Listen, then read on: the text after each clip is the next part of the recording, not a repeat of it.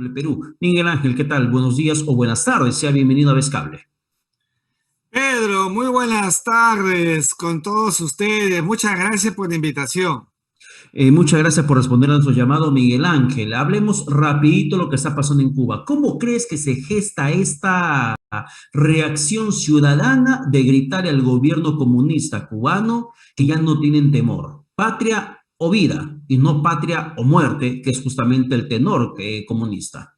Bueno, quiero responder en la misma línea de la pregunta, que no es como ha querido imputarle inmediatamente Díaz-Canel, el presidente monaguillo de los Castro, de que esto ha sido preparado por Estados Unidos. Por supuesto que no. Aquí ha sido una reacción espontánea y simultánea en todo el país, con un efecto dominó. Ya hay internet y celulares en la isla, a pesar de que también inmediatamente los cortaron, porque así es la práctica del sistema retrógrado que tiene el país. Entonces, comprenderás que es una situación absolutamente compleja, difícil, la que hay en estos momentos en todo Cuba. Me temo de que la represión del sistema cubano, que maneja todos los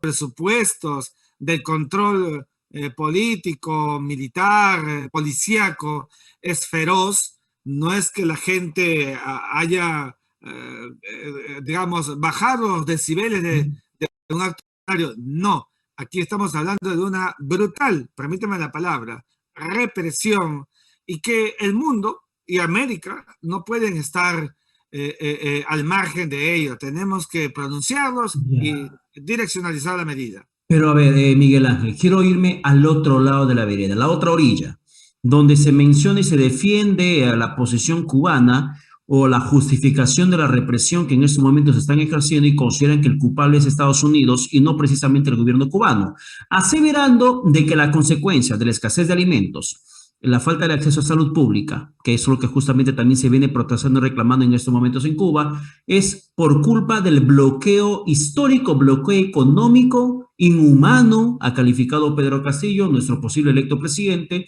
lo que viene perpetrando Estados Unidos sobre Cuba, y que es por eso que los estadounidenses son los culpables de lo que está pasando. Fíjate, Pedro, eso no lo cree nadie, solamente lo creen los viejos y amargados revolucionarios, que quedan muy pocos en la isla, seamos claros. Mira, la OEA decidió la suspensión de Cuba en 1960 porque lo gestó Estados Unidos, y luego vino el bloqueo y el embargo estadounidense. Eso es cierto, todos estos años. Pero eso no ha impedido que Cuba pueda comercializar con el mundo entero. Ese es un engañamuchachos que están diciendo. Mira, desde que han normalizado las relaciones de Estados Unidos con Cuba, el comercio hacia la isla se ha acrecentado, de otros países también. No, aquí la isla solamente está como la conocemos el día de hoy, que se quedó en el pasado por el egoísmo de quienes han estado al del régimen, sin ninguna participación democrática, abriéndose solamente a los espacios que ellos querían del eje, lo que antes era pues el eje soviético, el denominado comunismo, que sigo diciendo que nunca ha existido, pero que ellos dicen que es el sustrato dinámica de la visión del Estado. Y entonces no hay por qué achacarle a Estados Unidos. Entendería que en algún momento hubo una actitud dura, pero con embajada en Washington de Cuba y con embajada de Estados Unidos en La Habana, has visto, los últimos años han llegado los cruceros llenos de fundamentalmente Sí. cubanos que volvían, y los dólares han entrado al país. Son todos los peros que le quiere conseguir encontrar Ya, el pero claro, pero monaguillo Díaz Canel. Miguel Ángel, quiero citar textualmente a Pedro Castillo en el tema cubano, lo que está pasando en este momento en la isla. Él dijo, me solidarizo con la situación que viven nuestros hermanos cubanos en la actualidad, y yo creí que se solidarizaba con aquellos que estaban gritando por libertad. Y luego dice, el bloqueo histórico es antihumano e inmoral, más aún en la emergencia mundial de crisis sanitaria en la que nos encontramos. Y todos los izquierdistas Todos los comunistas han copiado el mismo tenor de que la culpa de la crisis en Cuba no es el gobierno comunista. La culpa de la crisis en Cuba la tiene Estados Unidos por el bloqueo histórico inhumano e inmoral. Pero este bloqueo económico, ¿hasta qué punto es real? No lo es desde ningún punto, desde ninguna perspectiva. El discurso del señor candidato e inminente proclamado presidente de la República es peligroso porque necesitamos que el jefe de Estado, cuando asuma, sincere su discurso, pero sincerar sobre la base real de las cosas como están. No se puede tapar el sol con un dedo. Aquí estamos viendo que la situación en Cuba es un carácter evidentemente de irresponsabilidad de quienes han conducido el país. O sea, aquí el modelo es el responsable de todo lo que viven los cubanos. El modelo desfasado, obsoleto, arcaico de los picapiedras que mantiene a la isla hasta el día de hoy recalcitrante.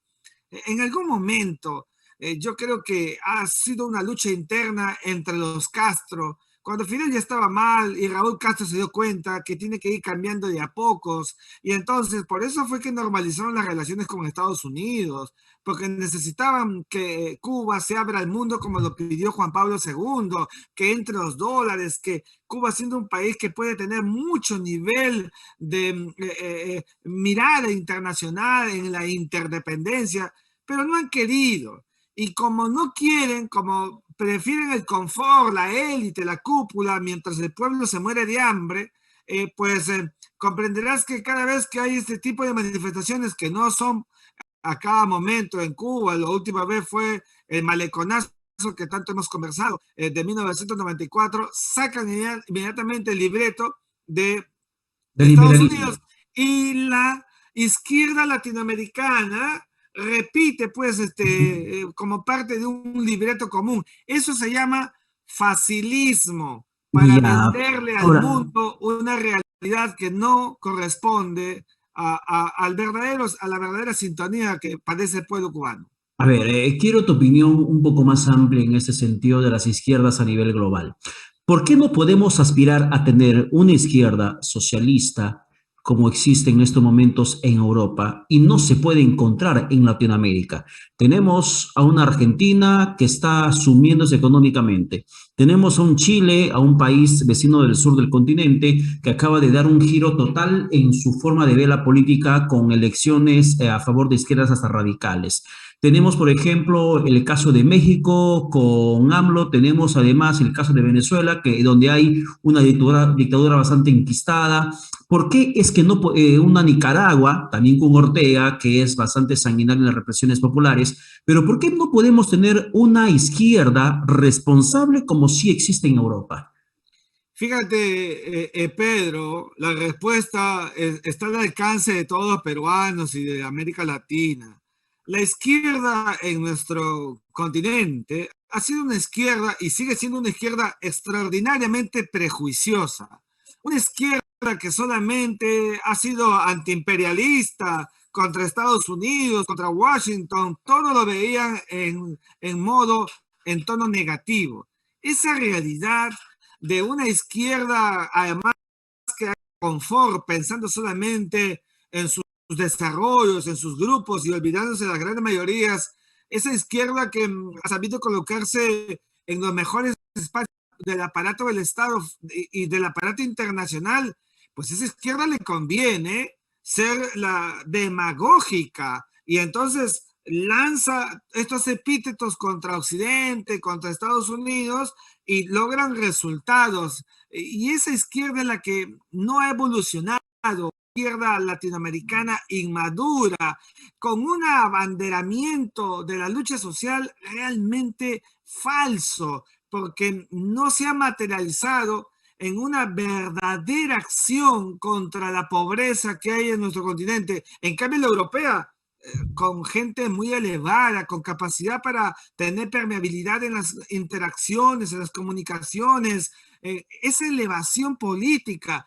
La izquierda latinoamericana, que tiene sus raíces en los partidos de izquierda, no han tenido ni siquiera formación, no hay cultura política, no hay partidocracia. Entonces, hay abismos de distancia, más allá, evidentemente, de algunas pocas luces en la historia latinoamericana de gente que ha tenido evolución, pero en general, más bien es una izquierda que le pone trampa al sistema, al statu quo, se vale del Foro de Sao Paulo, se vale del Grupo Puebla. ¿Para qué? Para subvertir el orden, para recrear una sociedad de ¿Ya? conflictos Claro, y lograr su cometido. a ver, yo insisto con mi incertidumbre, Miguel Ángel.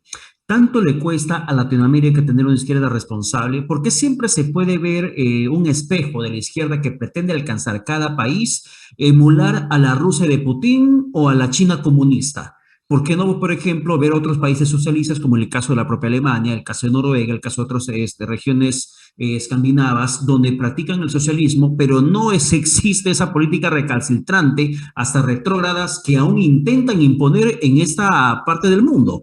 ¿Por qué es que siempre quieren emular a una Rusia de Putin o una China comunista? Porque la izquierda latinoamericana es una izquierda alineada, pues. Y la izquierda latinoamericana históricamente solamente quiere imitar. Y por imitar, imita además muy mal. Y entonces sabe que en nuestros pueblos, en América Latina, que es un pueblo tan lindo, pero es un pueblo que falta educación. Entonces, como las izquierdas, en gran parte clases medias, progresistas, alcanzan niveles de preparación, dicen, esta es mía, y aprovechan, como están haciendo ahora, para colocarse en los puestos y entonces seguir manipulando con el discurso, este discurso demagógico populista. Mira cómo Ignacio Lula da Silva llegó al poder, el hambre cero que todos conocimos en su momento, y mira cómo está en estos momentos el Brasil. Y lo mismo te puedo decir de los demás países de la región, donde la apuesta ha estado fundada en la demagogia, utilizar y manipular a los grupos sociales mayoritarios. Entonces, para la izquierda latinoamericana, la pobreza ha sido un plato servido para lograr sus cometidos de statu quo y vivir en sus anchas, como lo ha hecho Fidel Castro, veraneando en sus lanchas en el pasado, en sus yates en el pasado, mientras todo el pueblo cubano sufría hambre, pero sobre todo el hambre de no tener libertad y no tener igualdad. Ahora, podemos hacer de repente anticiparnos un escenario probable en el país de este Perú Libre, que es el partido de gobierno que estaría asumiendo ya dentro de poco. Constantemente han intentado desmarcarse de lo que es el chavismo, el socialismo, la dictadura chavista con Nicolás Maduro. Y siempre se insistió en la comparación con Bolivia. ¿Es Bolivia un país realmente ejemplo a seguir? Por supuesto que no. Comprenderás, nunca puede ser un ejemplo a seguir un país donde su presidente cometió fraude y fue desnudado por la OEA y tuvo que dejar el país ante la evidencia incontrastable, y luego ha vuelto con su monaguillo, porque ahora todos tienen monaguillos, y el señor Arce en Bolivia, monaguillo de Evo Morales, y están llevando el país otra vez. Es verdad, hay democracia, pero ya sabes que la democracia, Pedro, es imperfecta. Si no, mira lo que puede pasar en el Perú en pocos días, seamos claros, pero yo respeto, eso sí, respetamos mucho, pero es imperfecta la democracia. Bolivia no es ejemplo de nada y tampoco lo es, mucho menos, por supuesto, Venezuela y Nicaragua, parteras del proceso cubano en América Latina, no son ejemplo de nada. ¿Cómo es posible que en Ahora, pleno en siglo la XXI comunidad estemos internacional, sumergidos con dictaduras? Miguel Ángel, en la comunidad internacional, haciendo esta comparación de lo que podría ser el escenario peruano con el símil que quieren hacer, incluso el propio Vladimir Cerrón aquí con nosotros ha mencionado que ellos no son chavistas y que ellos son más de la línea evista, ellos son más como quieren proponer un gobierno tipo Bolivia, pero a nivel internacional. ¿Qué es lo que se opina, por ejemplo, sobre las inversiones privadas en Bolivia? Porque es el escenario que más preocupa, porque si no hay inversión privada, la economía puede caer. Ya está pasando en estos momentos en Bolivia, en Cuba lo sufren hace muchísimo tiempo, en Argentina se fue esa Falabella, remató hasta el último calzón que quedó en la tienda, entonces ya no hay mayor esperanza de crecimiento económico en países de ese corte socialista comunista. Pero internacionalmente, ¿cómo se ve el supuesto milagro boliviano del crecimiento económico sostenido en los últimos años? ¿Qué es lo que justamente, supuestamente, pretende emular Perú Libre? No, yo creo que ese supuesto milagro boliviano tiene sus límites. Yo creo que el gobierno del presidente en su momento, Evo Morales, se dio cuenta del realismo político y nadie puede negar que hubo un crecimiento. En Bolivia fue uno de los países que más ha crecido en los últimos años, tenemos que reconocer, pero no es gratuito. Lo que pasa es que Bolivia se da cuenta pues que el sistema internacional es un sistema internacional con economía de mercado, economía social de mercado, con interdependencia. Pero cuando digo que Bolivia no es modelo, es precisamente porque no hay que solamente hacer una valoración hacia el futuro del estricto campo económico que de por sí es bastante y muy importante. Estamos hablando de las cualidades de la libertad, el Estado de Derecho, el imperio de que todos somos iguales, cuidado, que no existe en la región, como Venezuela, como Nicaragua, como Cuba. Aquí hay un trabajo orbital muy bien manejado y se parecen a otros países del sistema internacional donde hacia afuera tienen economía social de mercado o economía de mercado y hacia adentro son esclavistas. Seamos claros, tenemos que decirlo. Por eso es que en el Perú, ahora que se avisora con unas declaraciones como la que hemos visto en Pedro Castillo, un tipo de política exterior que sería, por cierto, un punto de quiebre en la visión de nuestra política exterior que no hemos tenido. ¿Te imaginas tú que el Perú empieza a cerrar filas con Venezuela, con Nicaragua, con Cuba? Será la política exterior del cangrejo, como lo vengo diciendo, nos retrotraería y sería una pena que así fuera. Ojalá que el señor Castillo se dé cuenta en el realismo político de lo que necesita, es decir, Ya. subirse a la tabla hawaiana con la ola y avanzar al país, pero me temo de que él en estos momentos vive grandes dilemas. Yo creo que el señor Castillo no duerme. ¿Por qué? Porque tiene la mitad de los que están cerca de él, que son todos los progresistas subidos al carro en las últimas semanas de la elección, que jamás creyeron que iban a estar a puertas de ponerse el fajín o estar gobernando con un personaje que nadie lo creía, es un outsider. Y los otros, los extremistas, perdóname, Pedro, los extremistas que no le van a dar cheque en blanco, no lo van a dejar a Pedro Castillo que haga casi como hizo Ollanta Humala, que le ligó un discurso al comienzo para llegar al poder y otro después. Cuidado, que yo no veo eso. Cuidado con el momento menchevique para luego pasar a un momento bolchevique. No seamos cándidos. Por eso Ya, desde a ver, aquí Miguel tenemos que Ángel, mirar bien antes, eso. antes que me hables sobre eso, lo que podría pasar en el país, quiero cerrar esta parte, la comparación de Bolivia, lo que justamente en el discurso, en los gestos se vienen dando. Bolivia es conocido como un Estado plurinacional de Bolivia, es la denominación internacional que tiene, Estado plurinacional de Bolivia.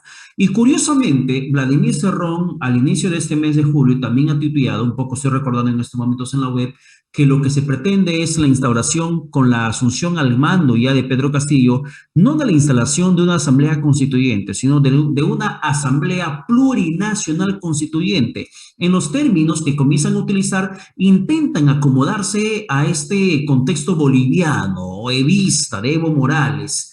Termina siendo un gesto político de bastante impacto social, ¿verdad? En verdad, es porque se puede considerar que están tomando en cuenta a las poblaciones históricamente olvidadas de este país, que son las poblaciones indígenas y toda la vasta, la diversidad nacional que tenemos en el Perú. Sin duda alguna, mira, el señor Cerrón está años luz del señor Castillo, es un hombre muy astuto y sabe lo que quiere. Yo he leído el ideario completo, no que encabezado, no, no, para poder opinar durante todos estos meses.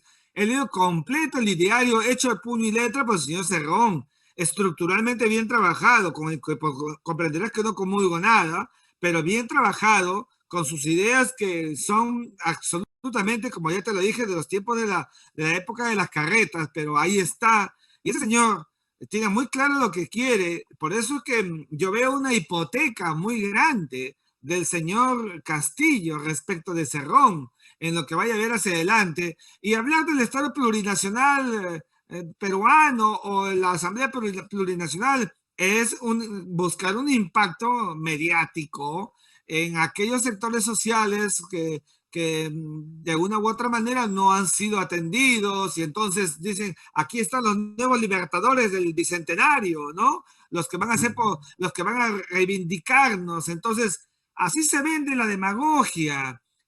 Vamos a llevar adelante una asamblea para acabar con una constitución que lo único que ha hecho es darnos frutos.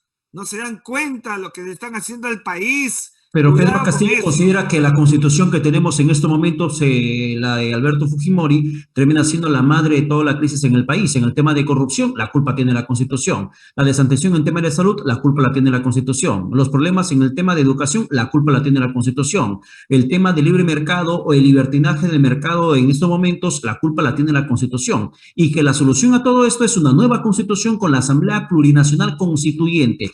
¿En qué nos podemos convertir, Miguel Ángel, si vamos en... Pedro, es muy fácil achacarle responsabilidades a un texto que no puede hablar, pero si lo lees, ¿cuántas cosas dirían? La constitución y toda la constitución, es muy fácil eso. Esta constitución política, es verdad que fue, primero, todos fuimos a votar para los constituyentes. Y segundo, fue refrendado por los peruanos. Esta constitución tenemos que mirarla con realismo político y objetividad, más allá de que Alberto Fujimori dio un autogolpe de Estado en el Perú, como le hemos dicho. Esa constitución, como digo siempre, hay que ponerle una velita misionera porque nos ha permitido crecimiento. La corrupción a la que tú te refieres no es de la constitución, no le engañen al pueblo. Eso es porque hemos tenido una clase política podrida, de congelados, de podridos y de incendiarios, son palabras de Basadre, no mías. De manera que ahí tenemos que ser objetivos, pero por eso vamos a cambiar la constitución. Hay que modificarla, hay que hacer cambios, sí, pero no cambie la constitución, porque el único objetivo de cambiar la constitución para que la gente que nos ve y nos escucha se dé cuenta son dos. Primero y sobre todas las cosas, afianzar la dinámica para quedarse en el poder ya 10 años, 15 o 20 años. Esa es la idea central.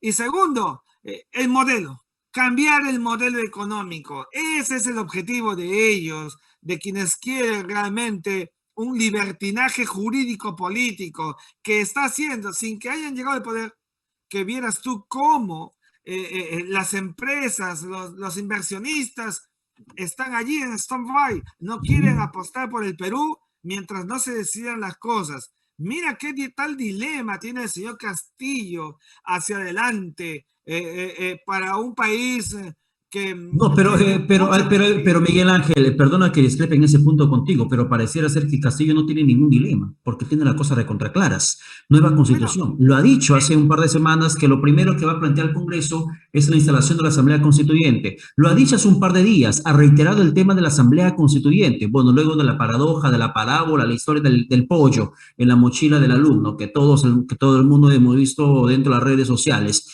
Pero habló de la Asamblea Constituyente, para ellos está bastante claro el panorama que tienen que pintar de aquí en adelante. Por eso te preguntaba, ¿en qué nos podemos convertir? ¿En una segunda Cuba, una segunda Venezuela, una segunda Argentina, una segunda Bolivia? ¿Qué podemos ser en este país? Mira, yo juntaría todas esas realidades y el Perú sería un poco de todo, con un presidente que todavía no lo es, pero que hace en la primera vuelta decía que había que cambiar al señor Velarde y luego dice que lo va a mantener.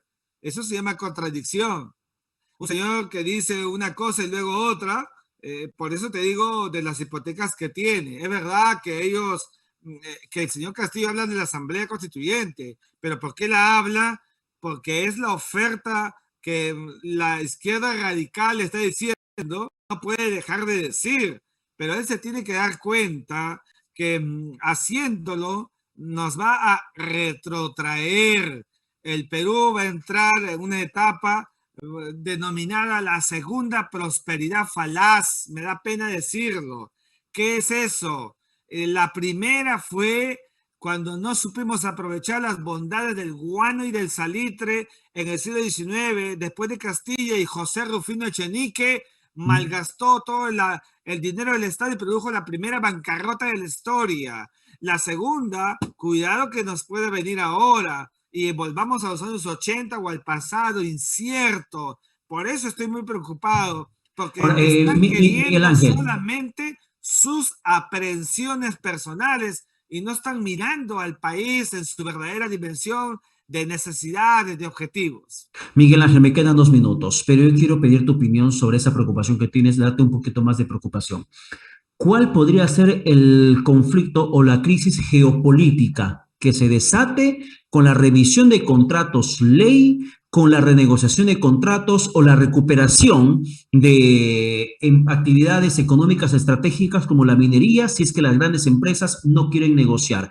¿Habría alguna respuesta por parte de los gobiernos de donde se originan esas empresas? Mira, yo te quiero decir esto. Jurídicamente, el Estado peruano es soberano y puede hacer un planteamiento, pero será un bombazo para el Perú. El mismo Estado peruano se autoliquidará. Mira, nuestro mejor relacionamiento internacional es a través de los TLCs y al mismo tiempo de estos acuerdos que tenemos bilaterales con las empresas transnacionales que vienen, los contratos ley que se hacen, las concesiones, todo eso, dejarlo en un marco de hombre, nadie te va a aguantar eso. El sistema internacional va a decir, el Perú no tiene reglas claras, nos quiere cambiar, como está yendo el mundo, lo quiere retrotraer.